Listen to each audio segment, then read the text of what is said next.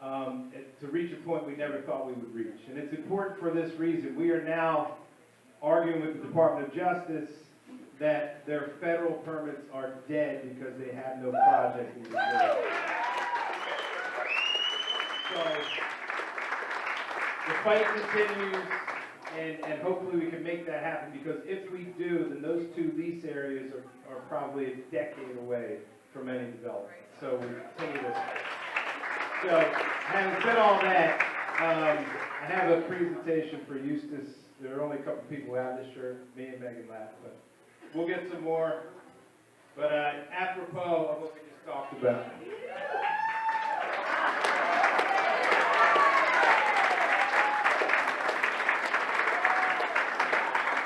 And thank you, of course, to Eustace Brady. Mike Donohue, give him some love, give him some love. Mike, I will be wearing this proudly. I will be wearing it out. That's magnificent. I'm going to put this over here. They said I could even have two long sleeve protect our coats. Yeah, they're long sleeve, aren't they? Yeah, long sleeve t-shirts. So I'm very excited about that. We have an XL for Ron Jaworski, and we have a petite for Liz. Liz Burrow. We have a petite for Liz. But before we get started, we want to give you the first great news of the night. We're only going to have two speakers. That's why we're different than most other organizations. We're here to get the job done and have a little fun in the meantime. So we're going to ask our esteemed Congressman Jeff Van Drew, not yet Jeff, but Jeff has championed this. Jeff has, by the way, Jeff, I'm so happy to see you without a coat and tie when I can't tell you. I can't tell you. I know. We have a lot of work ahead of you, and Jeff has been an unstoppable champion from day one for us. He's taken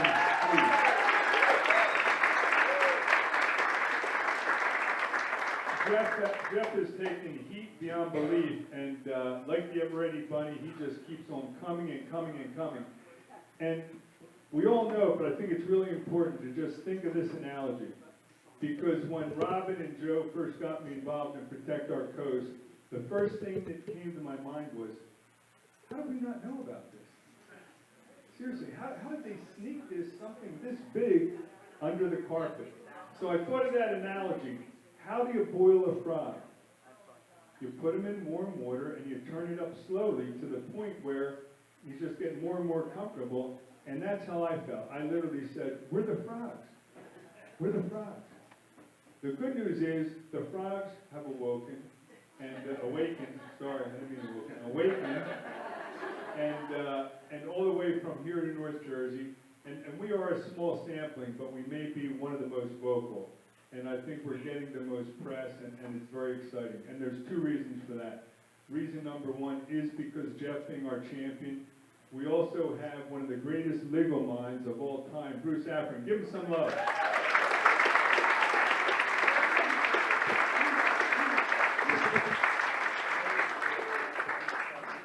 Bruce is as famous in the legal community as the other Bruce is in the musical community. So we're glad to have a couple of boys from North Jersey here today. And I'd like to, if you wouldn't mind, Mike, once more, put your hand up. Please give Mike Donohue a big round of applause.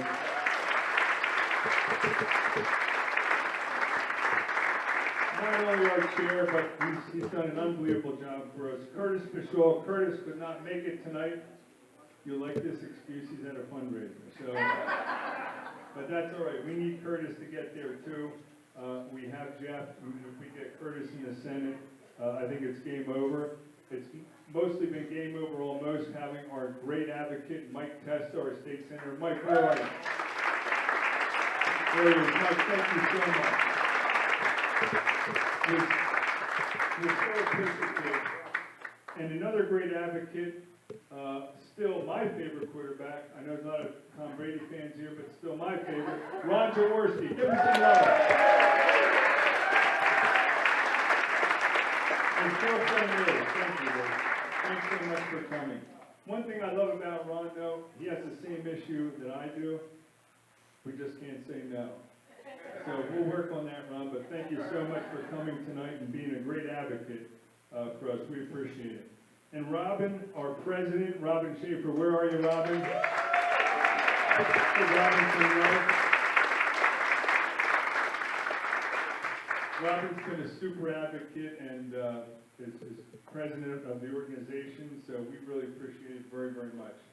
And so if you wouldn't mind, Bruce, we'd like you to kick off, and then we're going, no, you know what, we will go Q&A with you. So Jeff, I'm sorry. Jeff, would you like to kick off, please? Give him some love. Jeff Van Drew, come on down. By the way, just so you know, absolutely. So just so you know, not only Jeff and I have been friends for this long, when he was a Democrat, he and I were friends, and we had fundraisers for him here. I almost got thrown out of Avalon, New Jersey. But as I said, when people said to me, well, what are you doing?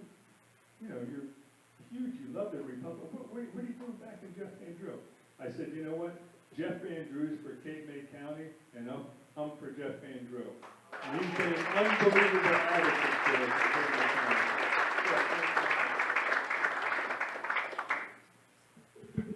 Got quiet all of a sudden. And I know we're doing a lot of clapping, but it's worth it. How about Eustace putting this all together?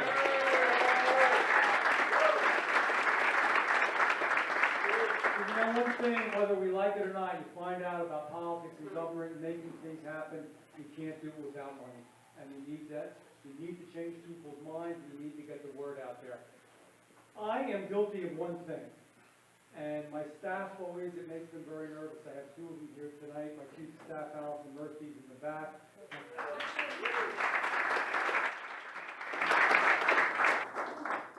Toughest woman in Washington. I'm not kidding, man. I'm not kidding. And Ron, where are you? There you go. Ron Klein, the political director for Washington. I always make them nervous because, you know, elected officials always have a stump speech. And what a stump speech is, means I'm going to come in here and I got this speech that I give over and over and over again, and I have the pauses down and I have the sentences down, and I know what I'm going to say and when I'm going to say it. You can relate to this. I just don't have one. I don't know if I can't remember things, I got a lot of memory or what it is, but I don't. So as kind of like a free association of ideas, I'm going to speak to you about what I think are some important issues. And I saw Meghan, and by the way, I'm not going to call everybody's name out. There's so many people, whether it's Mike Donohue or Mike Pesca or Robin, which means I missed some other people I should have named. Thank you all. I appreciate you. I want you to know you are fighting for what's right. You're on God's side with this. And I didn't say that much.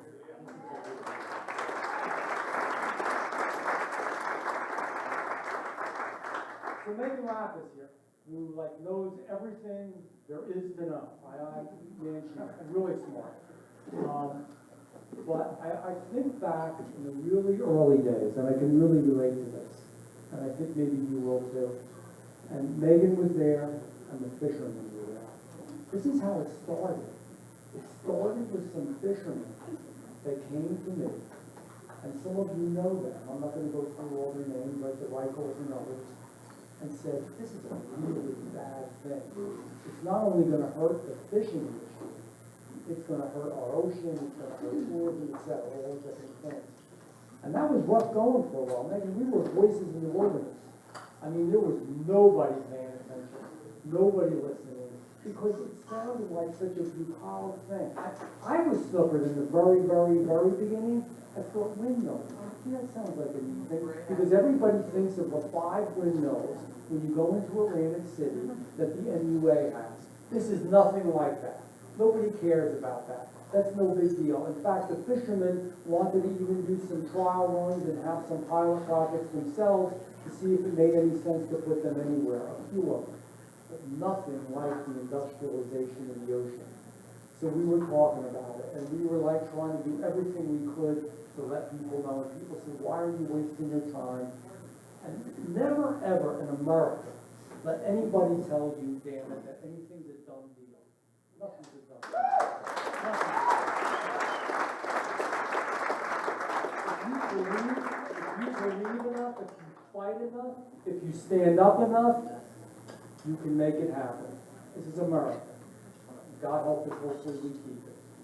So in any event, we're out there making a lot of noise, and very slowly things are happening, and then a huge event happened. Anybody know what that was? That changed the whole dynamic. It was almost biblical. We never saw, and we'll name talk in a second, but we never saw anything like those whales, one after another after another. Man, it would be a big deal if one whale you found getting beached in the summer or whenever, any time of year, much less the numbers that were coming out up and down the East Coast, and particularly where they were doing their sonic testing. And then people wondered, you know what? People love whales. And they didn't know a whole lot what was going on, but they knew something was wrong.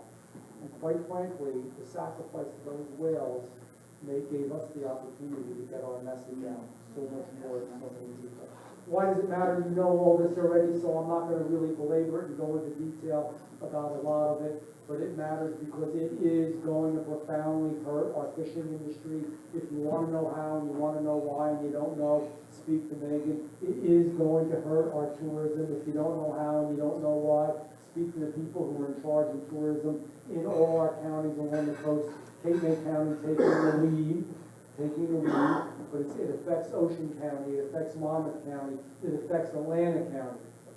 All those counties should be on board. Anybody that knows people in those counties, anybody that lives in those counties, tell them to start talking to their elected officials that they have to speak out and they have to stand up. This is the real thing, because it's going to hurt tourism. Orsted had the guts, the temerity, to come to us and say, well, you're wrong, it's not going to hurt tourism that much. We did a study in Cape May County, just Cape May County, and it'll only do about $1 billion worth of damage. In just Cape May County. And they came and said that. The jobs they would create would be part-time jobs, the good jobs mostly went to other people from other countries. So we know it's bad. We know it's bad for tourism, we know it's bad for fishing. National security. My friend Chris Smith, who is a congressman north of here in the Ocean County, northern Ocean County, Monmouth area, and he has done a lot of work, and so have I, on what it does to national security.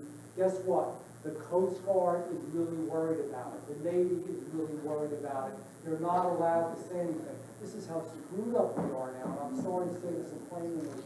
If you want to get promoted in some of these military branches, and you go against the woke philosophy that you're supposed to say, that's the new America they want, you don't get the promotion. They won't tell you that. I can't prove it, but I've spoken to them. They've looked at me this close, good people, and they're scared because they want to move forward in their careers. But the reality is, if you talk to any of them, some of it has even come out. There's a real national security problem that interferes with radar. They're over 1,000 feet high. Then there's the environmental stuff, not only with the whales, the fish, the dolphins, but all the lubricants they have to use, all the stuff they have to do to maintain these things, all fossil fuel based, not just in the ocean. Real bad. Something that, again, that we don't want. And you know what? They tried to say to me that I was in the pocket of big oil and big gas. I don't know, man. Believe me. I don't even know what the hell their pocket is. You can look at my contributions and see where they come from. They come from folks like you. And the bottom line is, though, years ago, and Michael, you might remember this, years ago, in Cape County, actually, when I was a freeholder, county commissioner now, we had a rally on the boardwalk. And the rally was because they had mentioned nationally that maybe they should come offshore and do all kinds of drilling for oil in off of the off the coast there. Guess what? I stood with those folks and said it was wrong. It was wrong to do that there. There are areas that you can do. If you drill in plenty of areas and there's plenty of oil, that was a bad spot. We don't even have the resource to do it here. So it's good then, it's good now. This is wrong as well. You know what's really problematic about it too, again, when you're speaking with people? We are energy abundant. We have so much energy. You're worried about a carbon footprint? We have 2 nuclear plants in the state of New Jersey. Anybody know how much of the energy they provide? 50%. 2 plants, 50% of the state's energy. You build a couple more, we got 100% of the energy done. I don't care about solar panels, they're fine. I have solar panels on my house. They at least lower your utility bills. Here's something else you can tell people. Guy comes up to me, I talk about this all the time, more than one person. He says, you know what, I don't know how he could have this viewpoint, but he did. He says, I don't care about the whales, I don't care about fishing, I don't care about tourism. He's way in the western part of my district. By the way, most of the people out there do care, but he didn't care. And he said, so I don't know what the big deal is. I said, I tell you what the big deal is. Your utility rates. Did anybody look at their utility rates lately? You haven't seen anything yet. Your utility rates are going to go up, not 5%, not 10%, not 20%, by many, many fold. We had a former BPU commissioner at our last hearing that I held talk about it, Diane Solomon, how bad it's going to be.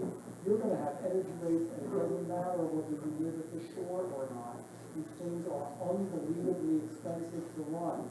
So if you're worried about the carbon footprint, if you're worried about global warming, which can be a whole separate discussion and debate, well, I'm not going to go into anything about that. Then let's do some nuclear. The bottom line is, and this is the last thing I'll leave about what's going on now, and then just a few other things. The bottom line is, this is putting money in the pockets of multi-billion-dollar internationalists from other countries. We would not control our own energy. It's something else the United States of America is going to give up. It's almost self-destructive that's going on. And we have a lot of that going around right now. Self-destructive policies that hurt America and help others, and others who don't like us.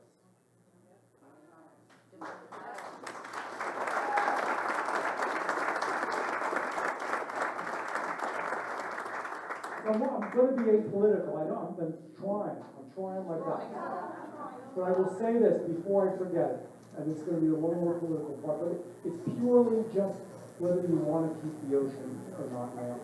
There are 2 candidates running for the presidency of the United States, and there are candidates running for Congress. Before you vote for anybody, make sure you know where they stand on the wind turbines. Because I can tell you, President Trump is my friend, and I've had many conversations with him about this. He is 100% against it, and will do an executive order to stop them if he is elected president of the United States.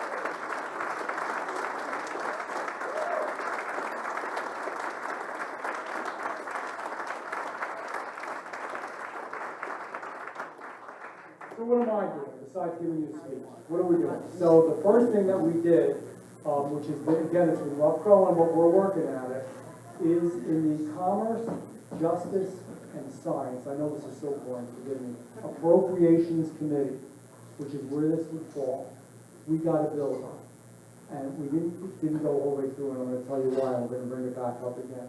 And what this piece of legislation said is that before the GAOs, that we couldn't move forward with any of these projects until the government accountability study came back. Now, I requested a government accountability study.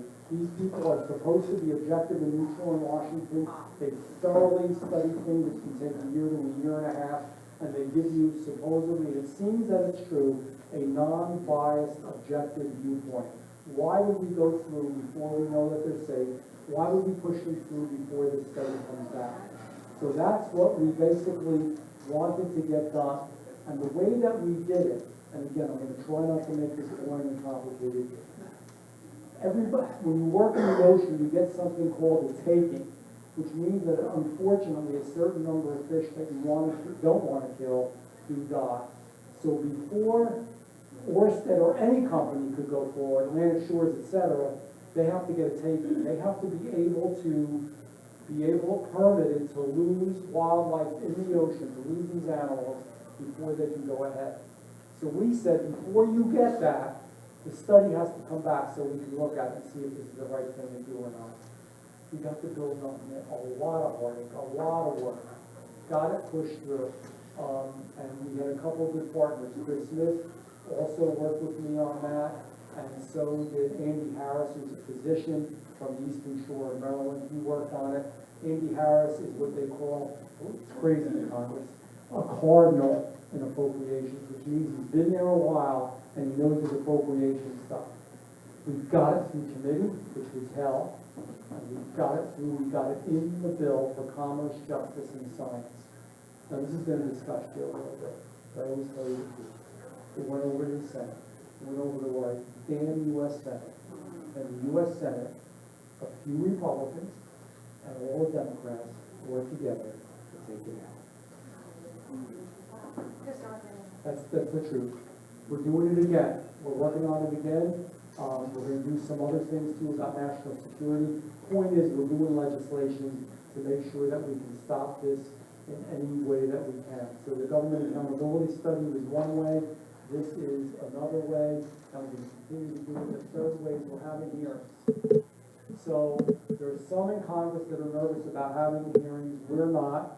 I'm glad to say that Andy Harris couldn't make the last one, but that he was at the other one before that. Chris Smith was at the hearing, and we also had Scott Perry. Thank you, Congressman Scott Perry, who was great. He came from Pennsylvania. He's been at the hearings because he has a lot of constituents who live in Pennsylvania that absolutely love the shore and don't want to see this happen. Our last hearing went on for a couple hours. I thought it was really good. I'm going to condense it down to 2 minutes. My takeaways from the last hearing. These blades are made out of fiberglass. And we have testimony from people that know structural engineering. They're not going to hold up. That's what happened in Nantucket. They can't hold up when the wind speeds get too high. God knows what's going to happen if they ever had to go through a hurricane, because not one wind turbine has ever withstood a hurricane, because in Europe where they have them, they get bad storms, but they don't get hurricanes. So we don't even know. And the companies don't know. And the government doesn't know. But they're still pushing ahead, man. God bless them. It's the billions of dollars that are involved. So this, as you know, when Nantucket broke apart, we have the pieces of it. We actually displayed it for a while. You have to handle it with gloves, because the stuff that slithers down your fingers. It was in the ocean. How would you like this off the coast of our beautiful area here? Guys with first of all, everybody had to leave the beach.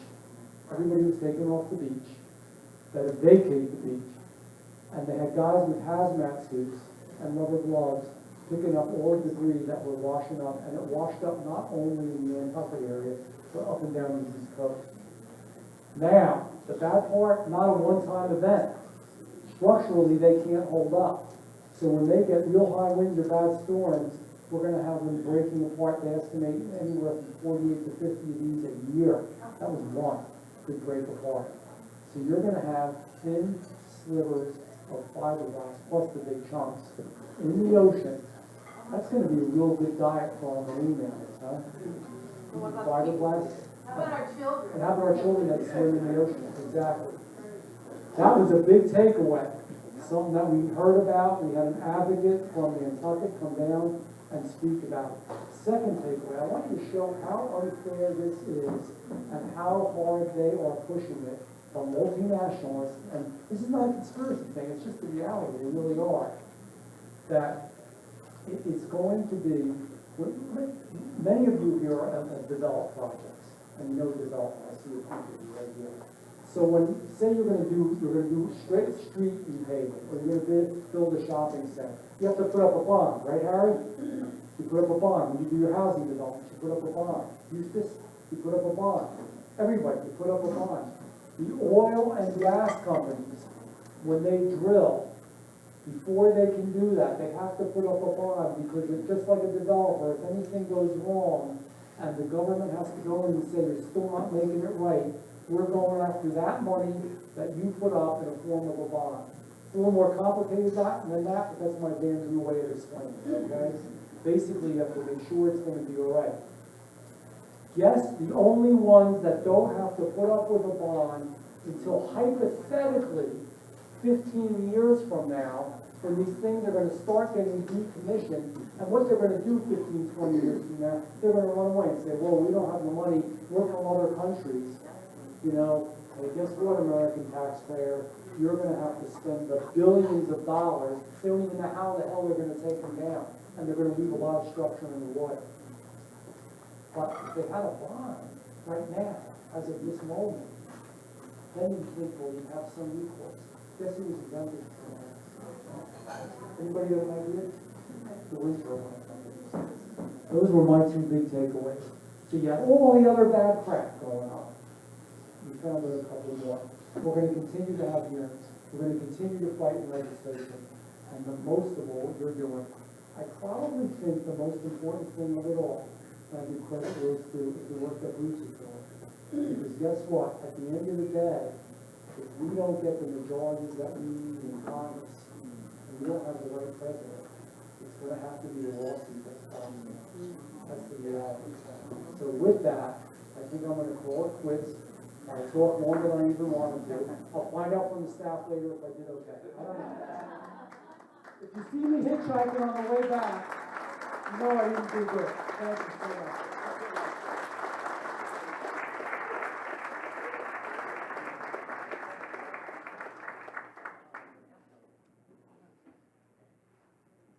Jeff, unbelievable. Please, give him some love.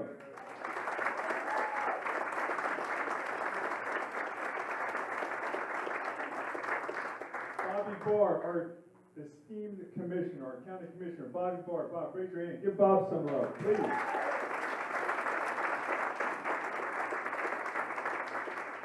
You know, Jeff wasn't afraid. Just 3 points, and then I'm going to introduce our guest here. Point number one, Jeff mentioned God. You're not supposed to do that, Jeff. But since you did, I can remember when I was growing up here, I was baptized 4 blocks away when I was 2 weeks old, right here. And my earliest memories, whether it's here or Ocean City or Longport or anywhere, or Spring Lake where we have a hotel, is I always thought in my little head, if I started swimming, the next piece of land would be England, or it would at least be Europe. So can you imagine now taking that gift? Now, it'd be different if they were efficient. Number one, they're not efficient. It costs 300% more dollars and cents to run a windmill than it does fossil fuel. 1,000% more than these mini nuclear plants are building. So keep that in your head for 1 second. The other thing is, they don't work.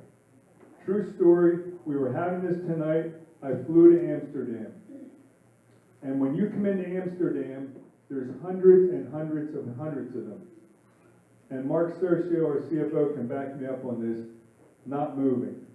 Not moving. You have to run 30 to 40 miles an hour to make them work. England, 3 summers ago, 40 days, no wind. No wind, no power. They had to fire up their coal. So I don't know how we can talk about green. There's nothing green about them.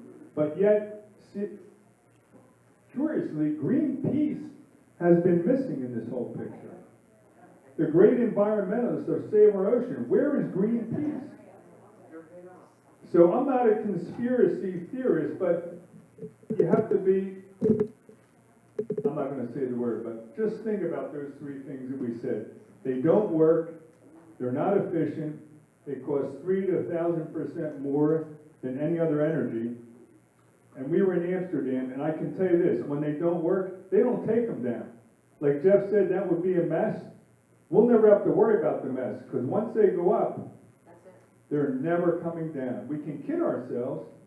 It's just like the beach. Once you build the dune, you better not touch a hair on that dune. It's going to grow and grow, you know, hopefully save our shores. But in the meantime, just one last point.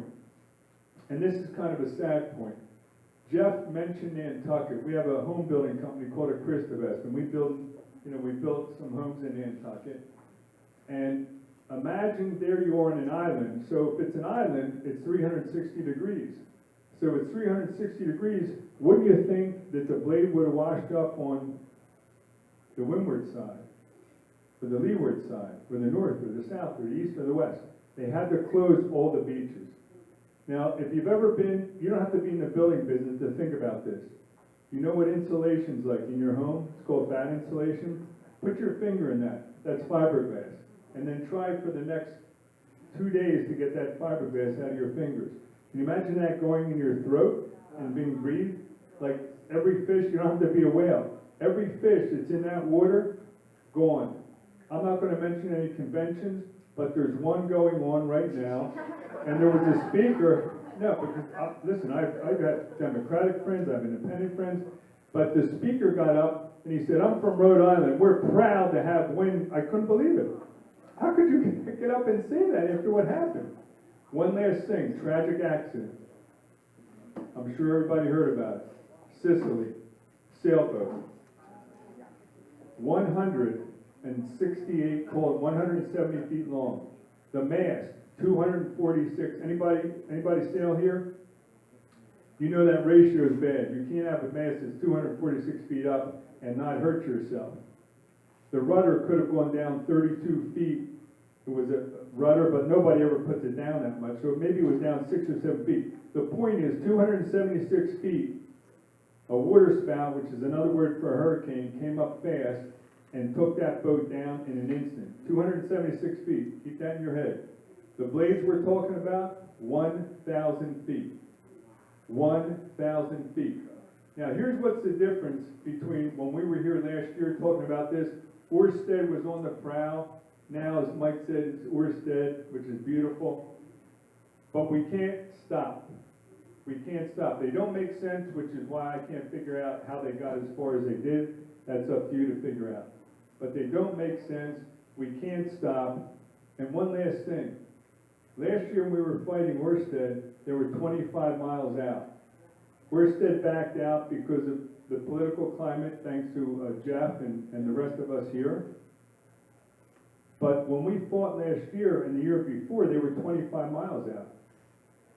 To make them less expensive to build, now we're talking about 8.7 miles out.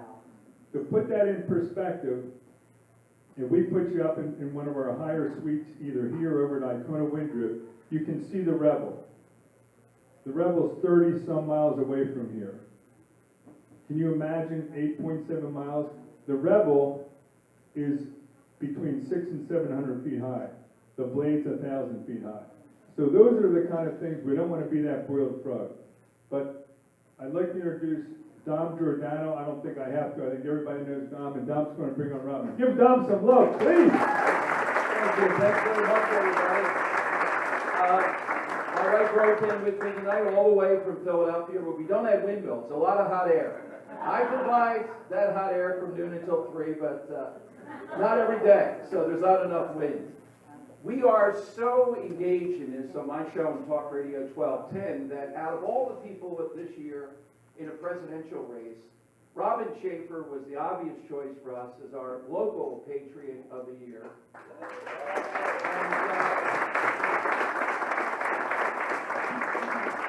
He was honored over at the Summer White House, known as Mulligan Shore Bar, where it is, we actually have shirts with the Summer White House behind it. I hope it doesn't end up like Nixon at Summer White House, but we'll be over there again. We'd love to have you with us. Robin will be one of our guests, of course, and a lot of others a week from tomorrow, August 30th, over at Mulligan's. But we take this seriously. I've never seen an issue, and it's due to the people in the room, the ones I've gotten to know. Robin, we know very well, we're friends, that initially took what was, for the media, and still is, an underplayed story, and the emotional scene of whales, of the dolphins, that's what triggered our listeners to the point where we now are.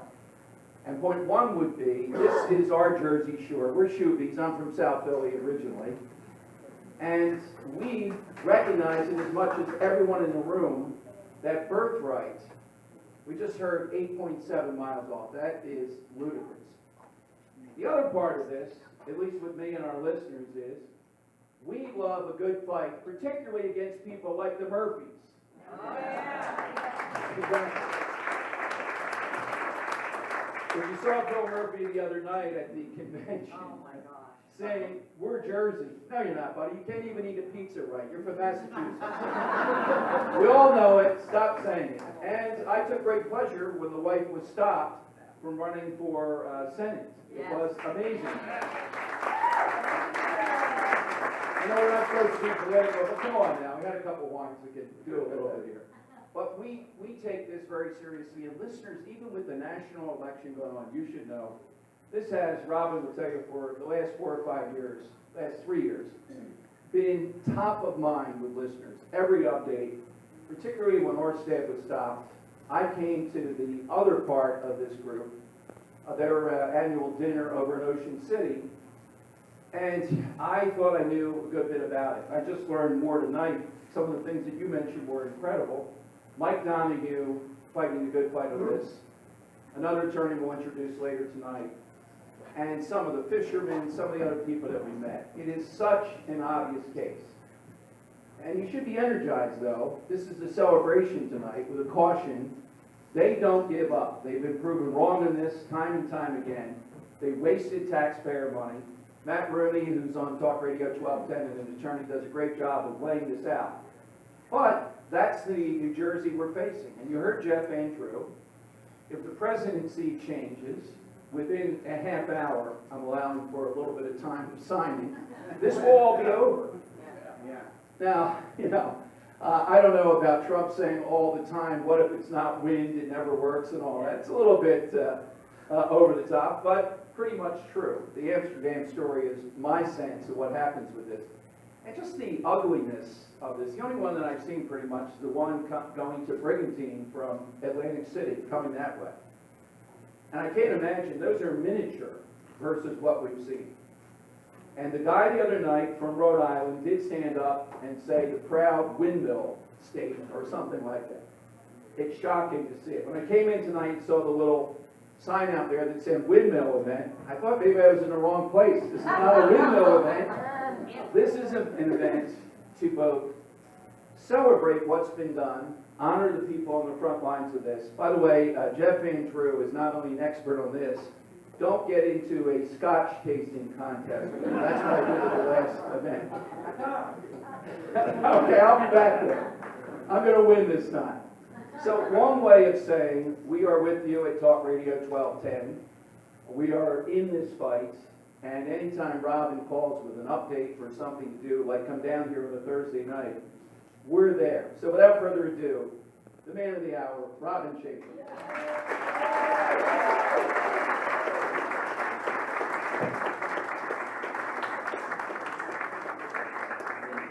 Written down great. He has a great show. I encourage everybody to listen to it 12 to 3 every weekday. I'd like to start with a huge note of gratitude to our host committee this evening, and especially Eustace, for your gracious hospitality and this beautiful venue. There are so many people to recognize. I'd like our volunteers to stand up. We have the most amazing volunteers to protect our coast. So if you're a volunteer, please stand up.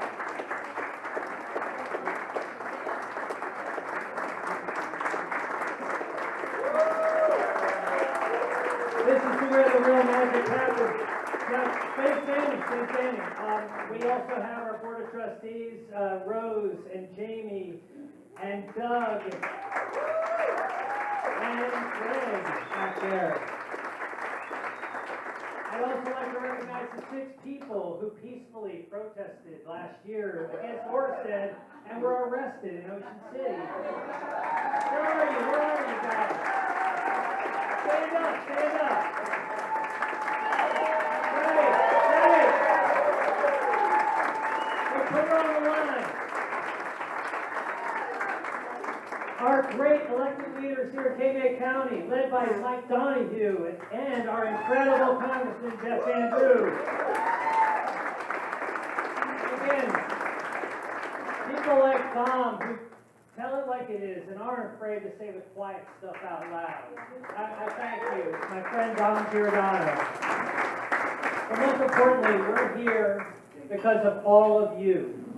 Because people like you have taken a stand for our beloved Jersey Shore, for ethical governance, and for our economy and our environment. Your support is crucial to our efforts to fight against one of the greatest threats the Jersey Shore has ever faced. We're not against clean energy, not at all, but we recognize that offshore wind is not clean. Plus, it's unreliable and it's really, really expensive. There are better energy solutions available today at a fraction of the cost to consumers. Ones that don't pose a risk to marine life and so many people's ways of life. Over the past 4 years, climate hysteria has replaced COVID anxiety. And the climate industry nowadays is worth $90 billion a year in the United States. That's annually, and that's just growing. Common sense tells us that driving 700 tons of steel into the seabed for just one wind turbine will drive fish and marine life away and make them more susceptible to getting struck by ships and entanglements with fishing gear as they flee from the unrelenting sounds of sonar blasting and pile driving. As in the COVID outbreak, unelected bureaucrats in the media tell us to follow the science, that the whales and dolphins we see dying at unprecedented rates are not linked to the loud sonar pinging of the seafloor or the pile driving by the offshore wind companies. We know different, however. The fourth estate might be blinded by climate hysteria, but we have other means to get the word out, and we've been doing that. Through education, social media, and other public engagement, we helped shift public opinion in New Jersey from where it was in 2012, 80% of New Jerseyans supported offshore wind. Today that figure stands at 25%. We're moving the needle. Through legal action, where's Bruce? Thank you, Bruce. And public pressure, Orsted was forced out last year. They truly are Orsted. They blame supply chains and inflation. Yet while Orsted abandoned hundreds of millions of dollars in investments in southern New Jersey, it kept building in New England and other parts of the world. Evidently, inflation and supply chains only affect the coast of New Jersey. For some reason, it doesn't work anywhere else. That showed that our three-pronged approach is working. Education and outreach, combined with winning in the courts and in the courts of public opinion. That's where your dollars matter, and that's why this event and events like this are so important. So thank you very much.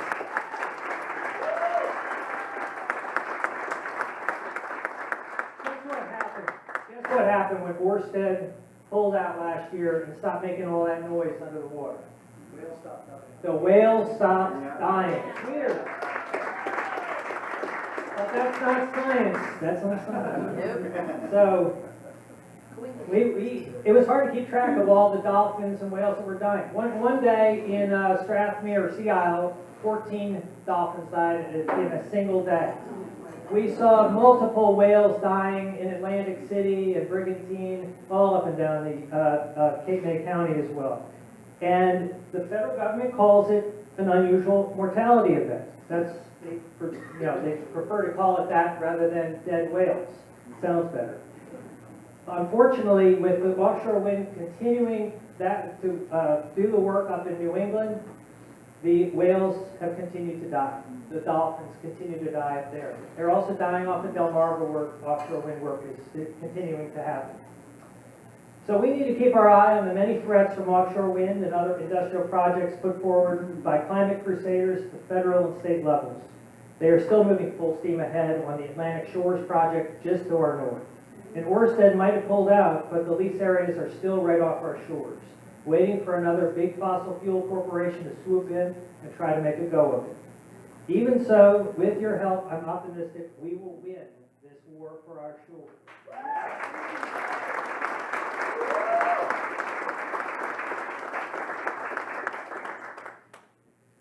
So I was told I probably shouldn't tell a story or a joke, because I'm bad at doing both.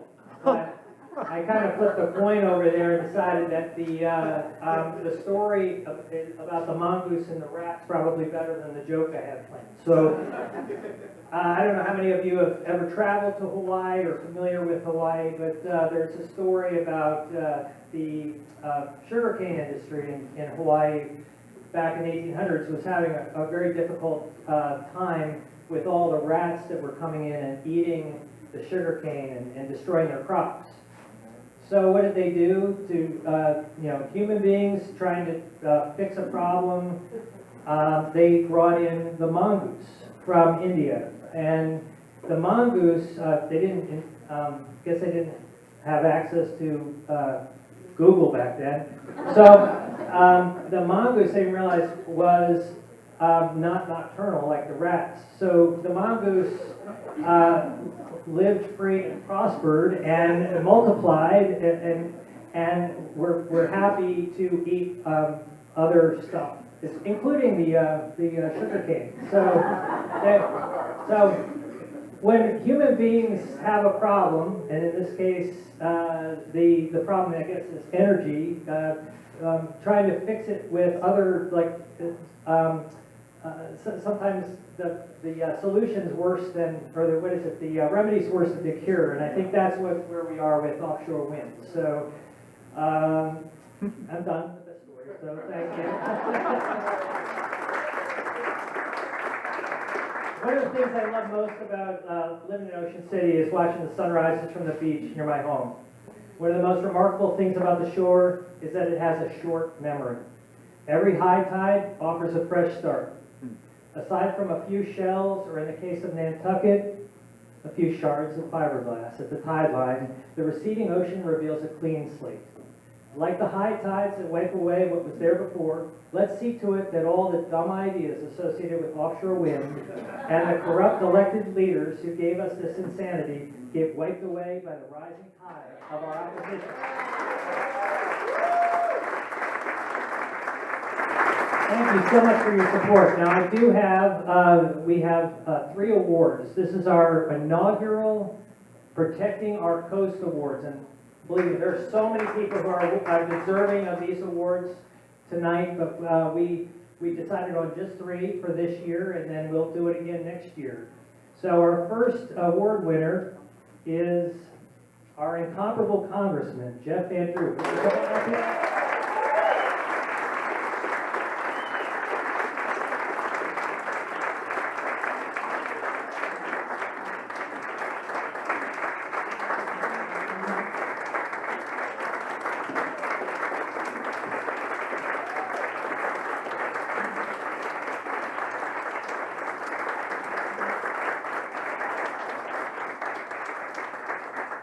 Jeff has been when we win the whole thing.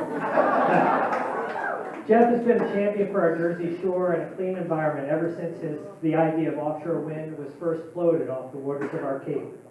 He has kept the issue of offshore wind front and center in the media and on Capitol Hill. His voice and his leadership was critical in protecting our coast. Thank you, Jeff.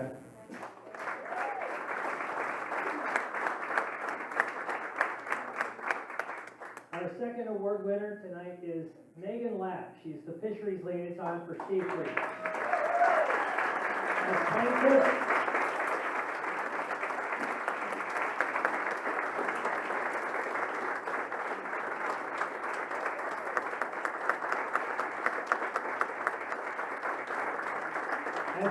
in the landmark Supreme Court ruling that overturned Chevron deference. In her frequent appearances in national media and in her testimony before many local, state, and federal agencies, Meghan has proven herself to be one of the most important voices in protecting our coast.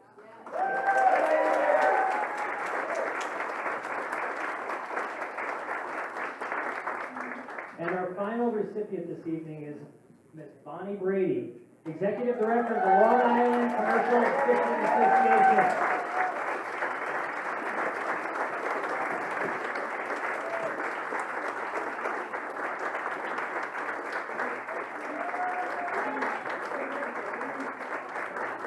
Bonnie has been one of our closest allies in our efforts to fight offshore wind.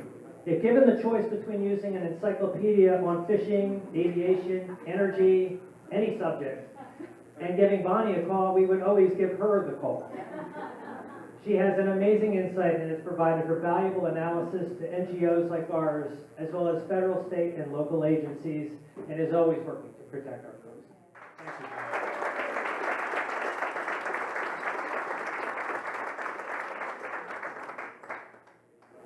Thanks, everybody, and Dom Giordano again. Thank you, Robin. Thanks to all the award winners.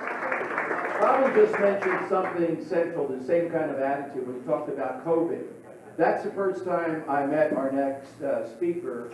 Some of the great work he was doing in New Jersey, which was some of the most outlandish and oppressive. If you remember Phil Murphy going on the Tucker Carlson show and being asked why the liquor stores could remain open but not the churches, he uttered the immortal words, "That's above my pay grade," which is something to remember. I wish we could do it in life. Bruce Afran has been the quarterback of this effort legally. He joins us now to give us an update. Bruce?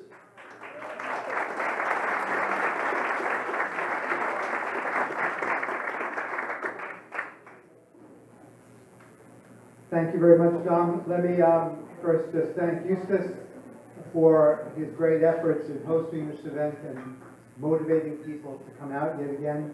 Robin Shaffer, as the leader of this organization, Congressman Van Drew for all this commitment. You know, Congress doesn't work unless there's commitment. Otherwise, Congress is just a meeting hall. And so we've seen that, and that's vital to what we're doing. And finally, my colleague, Mike Donohue, former judge, is now, thanks to offshore wind and other things, fully rejoined us litigators. So thanks, Mike. So let me, I'm here really to tell you what we're doing legally. Now, Mike has a certain aspect of litigation they're working on. I'm not really directly involved in that, so I'll speak to the things that I'm working on. We have what's really, let me say this, you've heard there are wind turbines all over Amsterdam or outside of Amsterdam. They're off the coast of England. God knows how many are off the coast of China. You know how many there are off the coast of the U.S. right now? I think there are 6 or 7, literally. Now, the reason for that is because we have something here that they lack in Europe and China. And it consists of 2 words, and that's called due process. Now, I'm not suggesting they don't have a legal system in Europe, but they don't have the citizen's right to go to court that we have here. And they certainly don't have that in China. Now, in theory, you can go to China, but it's not a very good idea. You go to court in China, but it's not a very good idea. There are no planning boards in China, so there's nowhere you can go to complain about what's being built, and there's no BPU where you can protest. But even though those bodies here may not always listen, they are subject to attack in courts. And any one of you in this room, in New Jersey, and any New Jerseyan, can go to court over any of these issues. Now, this is fundamental to what we're doing. Now, no one's ever done this before, in part because no one's really had to. But we're doing a multi-factored process. So I'm here to tell you what we're doing. Now, the way this works, the federal government takes applications for an offshore wind project. We all know that. The Bureau of Ocean Energy Management. They go through a long process of evaluation of the technical issues, the technical expertise, the financial capacity of the developer, etc. It's supposed to be a technical process. It's really a political process. There are other things, though, that have to go with that. By law, Congress has required that every state must approve of any offshore wind project. Now, that's easy in New Jersey. The state will approve any offshore wind project. The way that works is we have something called the Coastal Zone Management Regulation. Now, under federal law, before a project can get approved by the federal agency, BOEM, it must be approved by the state agency under the state's Coastal Zone Management Act. And we have one. So DEP has approved several projects. One was Ørsted, Ocean Wind 1 and 2. Another is Atlantic Shores. Now, Ørsted caved in, and one of the reasons they caved in was subject to our lawsuit strategy. We challenged the tax breaks, the tax credits given to Ørsted by the state legislature. We challenged that as an illegal form of special legislation, when you give a special benefit to one entity and no one else. That lawsuit didn't get very far because one of the reasons Ørsted said it was dropping out was, I'm quoting it almost precisely, uncertainty in the monetization of tax credits. That related to our lawsuit challenging their right to have them in the first place. So this is an example of how our litigation efforts are already working. Ørsted claimed three things. One was inflation, supply chain problems. I don't even know what the hell that is. Everyone says supply chain problems all the time. You know, if your coffee is late at Starbucks, there's a supply chain problem. It's a word that's just used to justify the inability to make your own project go forward. Like climate change. Perhaps like climate change. It's a word that's just thrown about all the time. But what really jumped off the page to me was this statement, uncertainty in the monetization of federal tax credits. Because that's what we sued them on initially. Now, we also challenged them on DEP's approval under the State Coastal Zone Management Act. We dropped that after Ørsted dropped its plan. There was no need to litigate it. And frankly, we didn't want to give the state a blueprint of our arguments because we knew we'd have to deal with that with the Atlantic Shores project. So Ørsted is gone. It most likely will never come back again.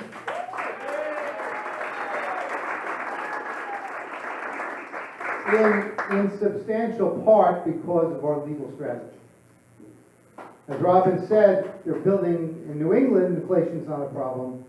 What was different in New Jersey, the critical factor as to Ørsted was this lawsuit challenging their tax credits.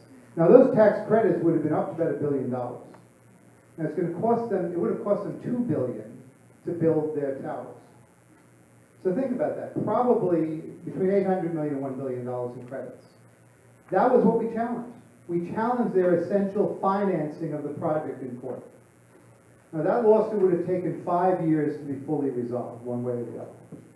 So this is an example of how the legal strategy will defeat these projects. And I always caution people, as long as our legal position is ethically based and legally and factually appropriate, we use it. And this legal strategy is not available anywhere else. It's not available in Europe, and it's not available in China. And that's why they are littered with offshore wind turbines.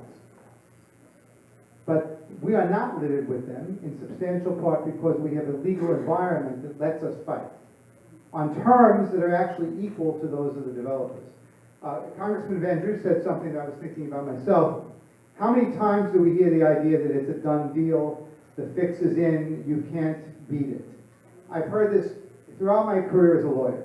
And every one of these environmental cases I've taken, we've either won, the developer's gone away, or we settled it on favorable terms.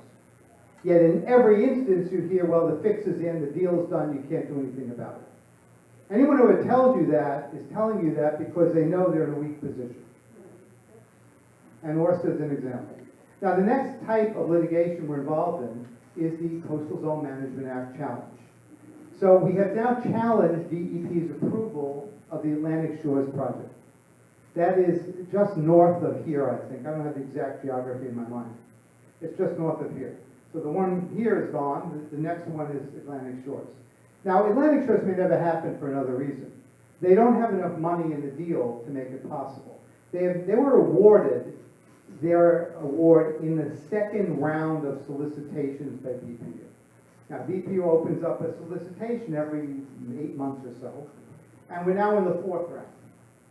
And what they do is they invite people to bid for new permits, for new power contracts for offshore wind. Now, Atlantic Shores bid in the second round. It was awarded a power contract to supply power into New Jersey. Without that, they can't get the federal approval. But it's not enough money for it. They want a much larger subsidy from BPU. So they're now going back in the fourth round and asking for more money. Now, they may not get that money because even BPU has its limits. At a certain point, it looks a little absurd to be literally handing truckfuls of money to large engineering and construction projects. And by the way, before I forget, every one of these projects is financed by oil money. I want you to remember that. Every single project that New Jersey has approved has fossil fuel investors. So when people say, oh, groups like this are financed by the fossil fuel industry, the fossil fuel industry is against wind, first of all, that's illogical. There's no reason why the oil industry is against wind. If they can make money in wind, they'll go into wind. ExxonMobil is not going into wind for one very good reason. They're run by a bunch of hard-headed engineers, and they understand they can't make any money. And that's why ExxonMobil is not in wind, not because it wants only to pump oil. Every single project is financed by oil money. And there's a reason for that. Because offshore wind developers don't have any money. The oil industry does. So when people say, well, you're in the pocket of the oil industry, it's palpably false. And you can go to any one of the applications, Atlantic Shores, Attentive, Invenergy, and you'll see who is the partner of the proposed developer. In every case, there's an oil interest. I'm not criticizing that. I have no objection to oil interests making money. But I want to dispel this myth that this opposition is somehow funded by the oil industry. It's not. Now, we have the Coastal Zone Management Appeal. Atlantic Shores was awarded a power contract, or was given approval by DEP. We are now challenging that. What does that mean? DEP looks at the environmental impact statement created by BOEM, the federal agency, Bureau of Ocean Energy Management, and it says, well, we've looked at that environmental impact statement, and we think that that is consistent with our coastal zone management regulations. Therefore, we approve this project under that part of the law. We can challenge that in court. This is something that has never been done before. There is, I think, one challenge under the federal coastal zone management law in the United States. A small Indian nation, I think, challenged the project near its land in California. So this is a strategy that has never been exploited before. But it's extraordinarily powerful, and people need to understand that. What has happened with DEP? DEP said, well, the environmental impact statement from the federal government said, these projects, this project in particular, Atlantic Shores, will cause moderate to major environmental harm. That's what the actual federal report says. It will cause invertebrate mortality. It will cause interchange of species on the sea floor. Many species live on a soft, sandy bottom. Well, what are we going to replace that with? A concrete bottom, hundreds of times over. So we're going to have a hardened bottom instead of a soft bottom. That sounds trivial in a sense, but it means a species interchange, the loss of native species. BOEM says it will be moderate to major losses in recreational and commercial fishing stocks. BOEM states that the wind turbines will be built in the migration corridors of rare and endangered whales, particularly the blue whale and the right whale. Now, the blue whale is one of the rarest creatures in the world. It's also the largest, as you know, that ever lived. Now imagine we go up the coast. Here's the coast. And say off Long Beach Island, for the sake of argument, we have 200 wind turbines. They are right in the migration corridor of these whale species. And it's not one line of turbines, it's a matrix probably 10 miles thick and about 15 or 20 miles long. Now, nature has not equipped the cetacean species to navigate with sonar through hundreds of Empire State Buildings scattered through the ocean. No one has ever studied this question. Can these species navigate and live in an environment where their sonar must contend with massive structures of steel scattered throughout the ocean area? This is in their migration corridor. No one has studied whether this will force them into shallower water and die, force them into deeper water where they may not have food supplies. One of the approaches we're taking is to acknowledge the federal government's statement that these are built in the migration corridors of these whales, and show that when DEP approved it, it had no studies of any kind to justify the risk to these creatures. So this is how we're approaching this. We're demonstrating that in each of these categories, loss of species, invertebrate mortality, interference with cetacean species, endangerment, reduction in commercial and recreational fishing stocks, the government has said they're moderate to major harms. DEP has said we find no inconsistency with our coastal zone management rules, which actually require protection against those same harms. This is the legal approach in these appeals. Now, such issue has never been argued before anywhere. This is literally the first time these issues will be raised. This is a very powerful tool. If we defeat DEP's findings, these projects die. Now, the next level of litigation we have is a challenge to the Board of Public Utilities power contracts. We missed the Atlantic Shores one. We all got into this a little late. But in the third round, Attentive and Invenergy were awarded 2 separate power contracts, just further north of the Atlantic Shores project. We are now challenging BPU's award of those contracts on several grounds. One of which is that BPU has exceeded its statutory authority. How has it done that?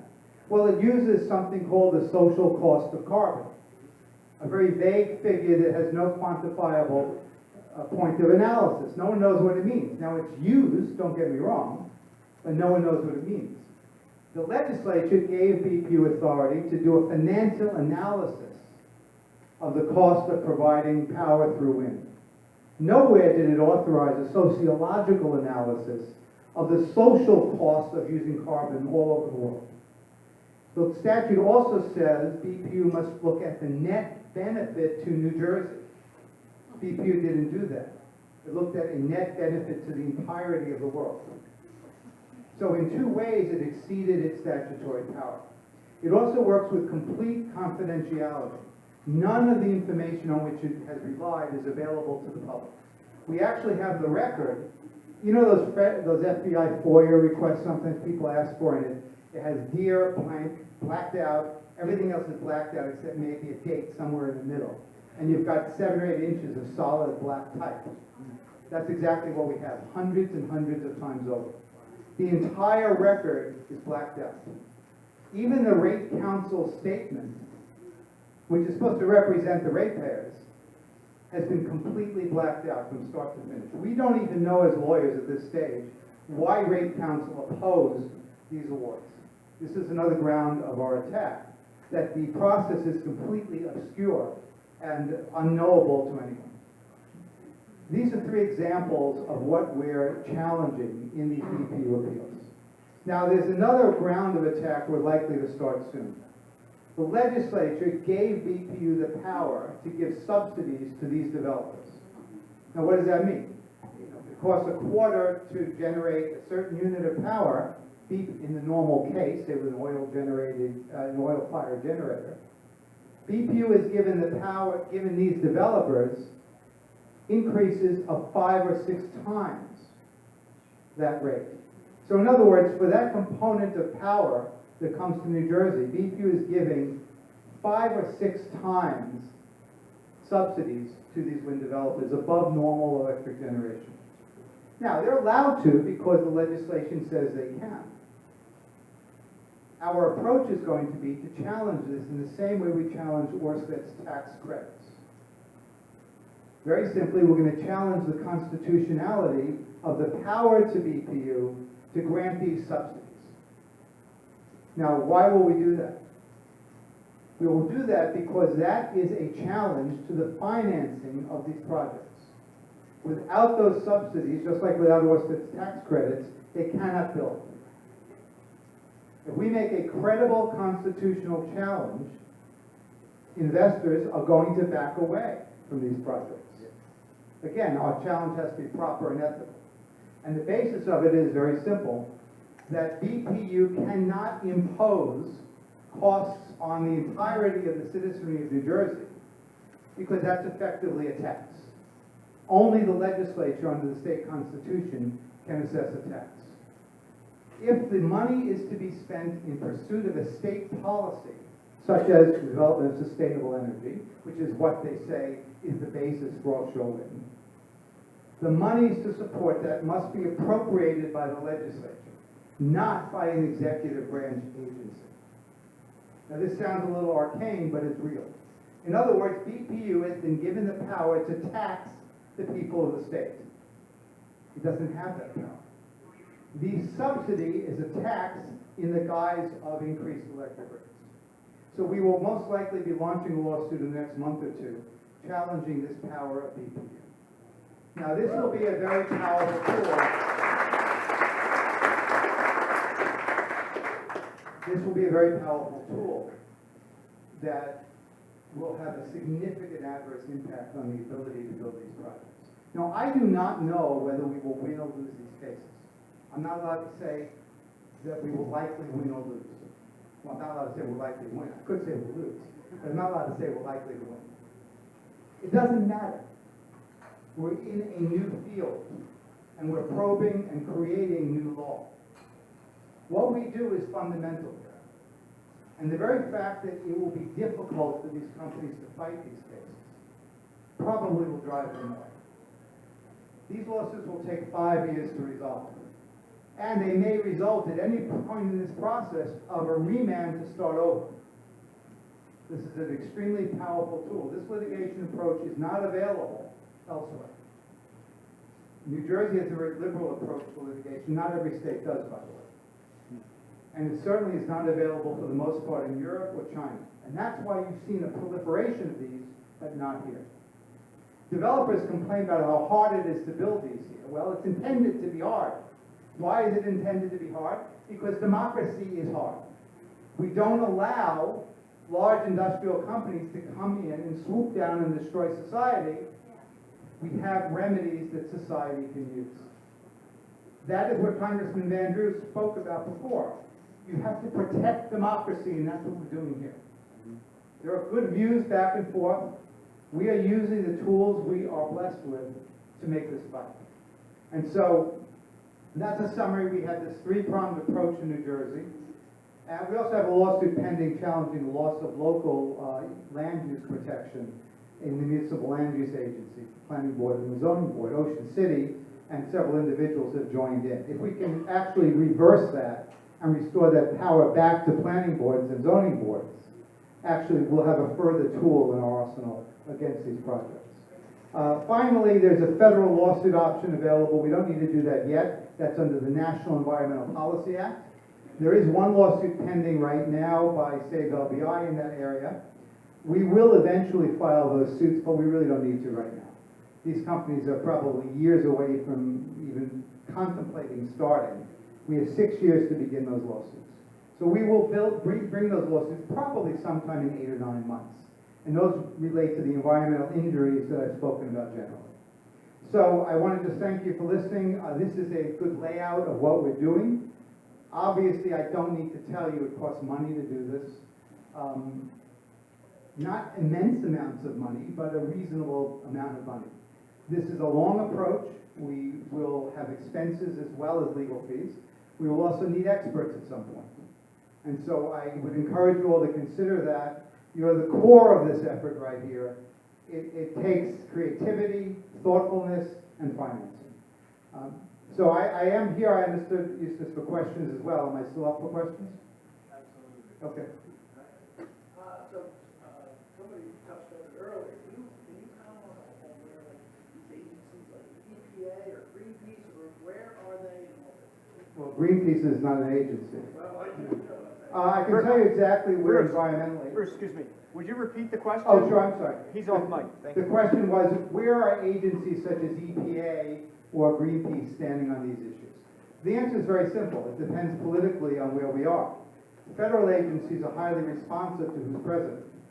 The president, through executive orders, can direct certain actions and can stop certain actions within limits. The president can't just sign an executive order and take away Orsted's rights. There has to be reasons expressed that will hold up in court. Greenpeace and most environmental agencies won't get involved in this. They know perfectly well the environmental harm, but there's something called intersectionality, in which all of the causes come together. So to the extent Greenpeace is fighting to protect certain environmental injuries, they become locked into the climate change method of thinking. Anything that's good for fighting climate change has to be good for the environment, so they won't fight offshore wind, because offshore wind will prevent climate change, and hence it must be good for the environment, even though it destroys the environment in the process.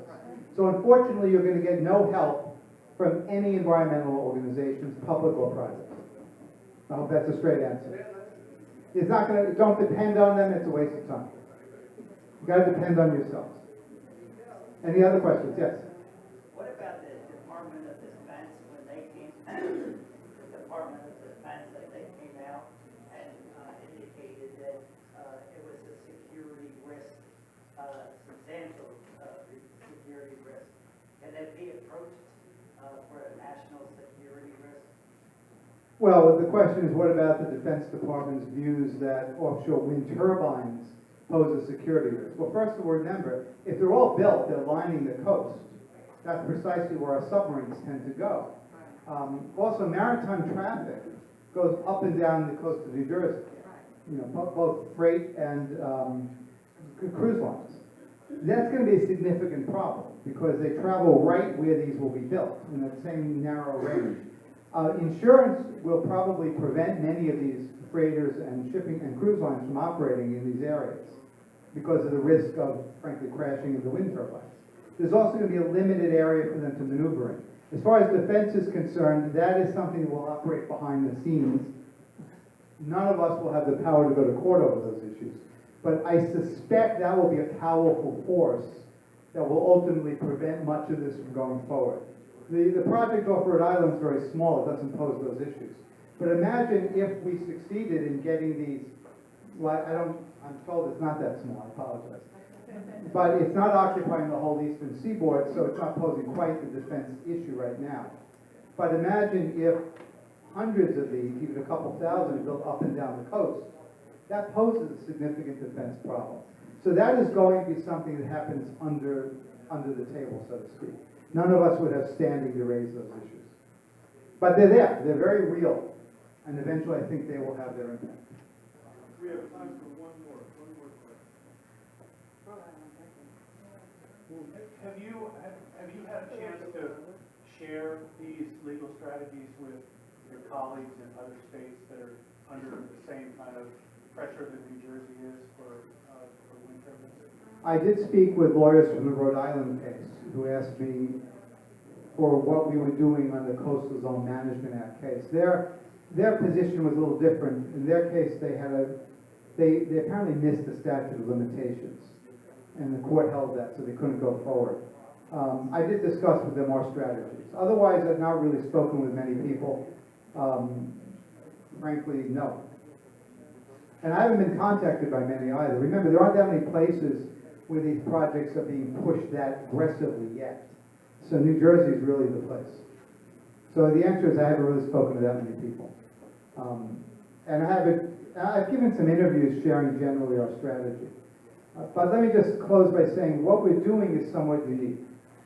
No one has ever applied this kind of multi-level approach, which you can imagine is actually a very powerful tool. And, when you go into a court, the court doesn't care who's standing in front of it. The big company does not have any greater power than the citizens advocacy group. To coin a phrase, both sides put their briefs on one leg at a time. And the court just doesn't care who's in front of it. I know that may be hard to believe, but no federal judge or state judge is going to be influenced because a big corporation like Orsted is standing there. So we have this enormous set of tools available, and those tools are very powerful. They're probably much more powerful than the rights that these companies have. They have to be used, though, and they have to be financed and have to be pushed. So if used correctly, they're the most powerful force in the world.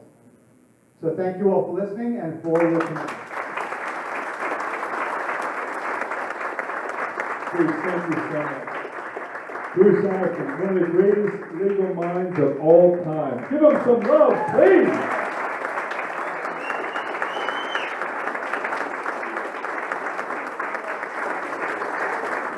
And Bruce mentioned, so we want to mention this quickly though, when we talk about expenses, the reason we have a fundraiser, in many, many organizations, maybe 50 cents on the dollar really goes to what the organization stands for. Robin is a volunteer, I'm a volunteer, Joe's a volunteer, everybody here is a volunteer. Our admin costs are what, $10,000 a year, Robin, I think? Yeah, less than 10,000 a year, and that includes the t-shirts over here, please. And then the other thing is, so literally 99 cents of a dollar that we have raised tonight will go to help Bruce in the legal fund.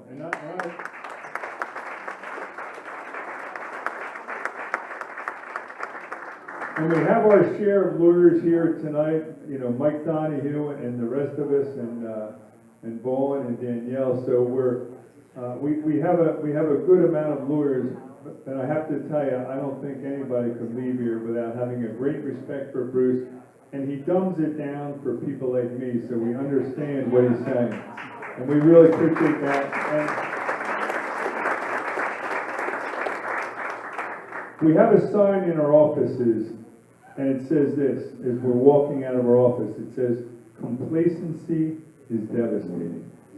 Complacency is devastating. And my brothers and sisters, I can tell you right now, for all of us here who are volunteering, to our last breath, because this is wrong, ethically it's wrong, morally it's wrong, and in God's nature, it's literally wrong. So Churchill, one of my great heroes, he said, we're going to beat him on the land, we're going to beat him in the skies, and we're going to beat him in the seas. My brothers and sisters, we're going to win. Thank you.